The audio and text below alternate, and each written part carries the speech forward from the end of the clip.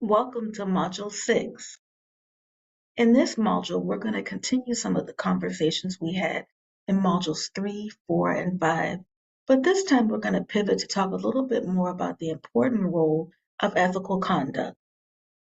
When we think about ethical issues and community interventions, it's important to think about the rights of a person so that they know more about the information that they'll be revealing within the course of a community intervention.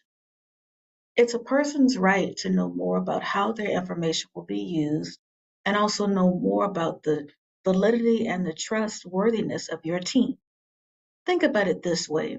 A community member agrees to participate in your program.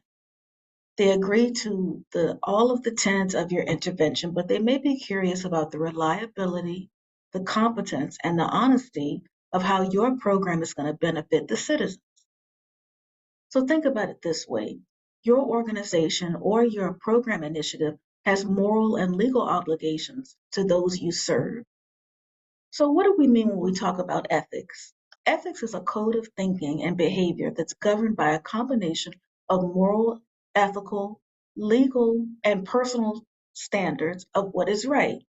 So although the definition of right may vary by situation and culture, its meaning in the context of a community intervention involves a number of guiding principles.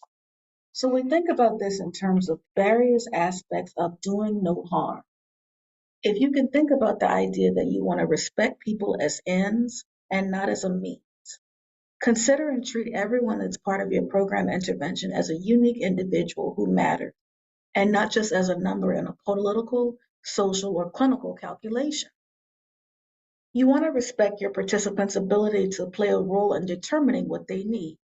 So don't assume that professional staff or program planners necessarily know what's best for a community or any individual. You also want to respect everyone's human, civil, and legal rights. And this includes issues such as non-discrimination and attention to cultural sensitivity. Remember to do what's best for everyone under the circumstances. You may not necessarily be able to help everyone all of the time, but you can try to do so as close as possible within the confines of your intended intervention.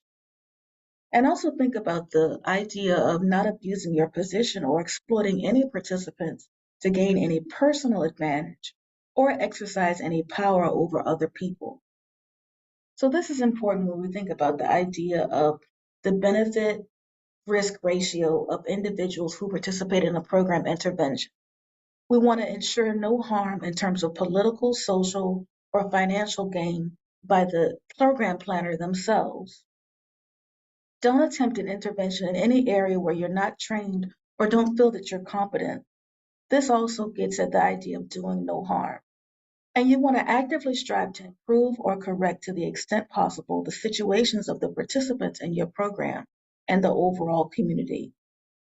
Your goal overall will always be to meet the needs of your participants and address any underlying conditions or situations in a way that will benefit the community as a whole. And so just keep in mind that in terms of ethical behavior and community interventions, you really want to think about these ideas of moral credibility and leadership. And this is important to always think about before, during, and after an intervention. I'll see you all later in Module 6.